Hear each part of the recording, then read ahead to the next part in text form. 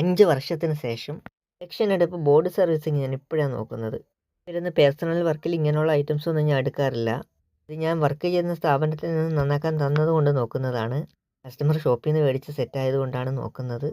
Set ഓണാവാതെ വന്നപ്പോൾ വെറുതെ 2 വർഷം സെറ്റ് വെച്ചിരുന്നു വീട്ടിൽ. അതിനുശേഷം ഇപ്പോൾ കൊണ്ടുവന്നതാണ്. അതുകൊണ്ട് കംപ്ലയിൻറ്റ് ഐഡൻറ്റിഫൈ ചെയ്തത് മാത്രമല്ല, കുറച്ച് കമ്പോണൻറ്റ് കൊറോഷൻ ആയിട്ടുണ്ട്, അതൊക്കെ മാറ്റണം.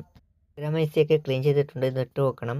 കുറച്ച് കപ്പാസിറ്ററുകളും കുറച്ച് ട്രാൻസിസ്റ്ററുകളൊക്കെ ദ്രവിച്ചിരിപ്പുണ്ട്, അതൊക്കെ റീപ്ലേസ് ചെയ്യണം. IGBT ഒന്നും പോയി വന്നതല്ല കേട്ടോ ഈ കംപ്ലയിൻറ്റിലോട്ട് പോകാം. അതിനു മുമ്പ് ബാക്കി കാര്യങ്ങളും കൂടെ ഒന്ന് കാണാം.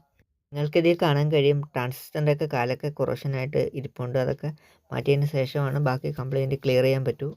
ഇതിലോട്ട് പോകാം. ലഭിച്ച ട്രാൻസിസ്റ്ററൊക്കെ ഓരോന്നായിട്ട് മാറുകയാണ്. പ്രസ്റ്റീജിൻ്റെ പ്രൊഡക്റ്റൊക്കെ അത്യാവശ്യം നല്ല ക്വാളിറ്റിയുള്ള പ്രൊഡക്റ്റാണ്. ബ്രാൻഡ് ആയതുകൊണ്ട് നമുക്ക് നോക്കാനും താല്പര്യം തോന്നും. സെറ്റിൻ്റെ ശരിക്കും കംപ്ലയിൻറ്റ് ഇതായിരുന്നു. ഈ 5 വോൾട്ട് റെഗുലേറ്റർ കംപ്ലയിൻ്റ് ആയിരുന്നു, ഔട്ട്പുട്ട് വരുന്നില്ലായിരുന്നു. ഈ സെറ്റ് നമുക്ക് ഒന്ന് ഓണാക്കി നോക്കാം. സെറ്റ് കണ്ടീഷൻ മാറിയിട്ടുണ്ട്. ഇനി ഫുൾ ഫിറ്റ് ചെയ്തതിന് ശേഷമേ എററും എല്ലാം ഉണ്ടോ എന്നുള്ളത് അറിയാൻ കഴിയൂ. 8.05 ഔട്ട്പുട്ടിലായിരുന്നു, എല്ലാം ക്ലിയർ ആക്കിയിട്ടുണ്ട്. സെറ്റ് ഫുൾ ക്ലീൻ ചെയ്ത് അടയ്ക്കുകയാണ്. സെറ്റൊക്കെ അടിയിൽ പൊട്ടി വലിച്ചിട്ടുണ്ടായിരുന്നു, അതും മാറ്റിയിട്ടുണ്ട്. എന്നാലായിട്ട് ഫാനൊന്നും കംപ്ലയിൻ്റ് ആയിട്ടില്ല, ടൈറ്റും കാര്യങ്ങളൊന്നും ഇല്ല.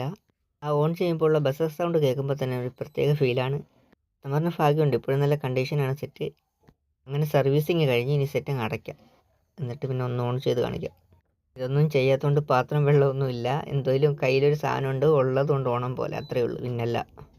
എന്തോലും ഉച്ചയായി, ചെക്കിങ് ആവും, ചോറിന് ചൂടും ആവും, പിന്നല്ല. ഇതിനാ പണ്ടുള്ള ആൾക്കാർ പറയണേ ഒരു വെടിക്ക് 2 പക്ഷിന്ന്. സംഭവം കറക്റ്റ് ആകട്ടോ.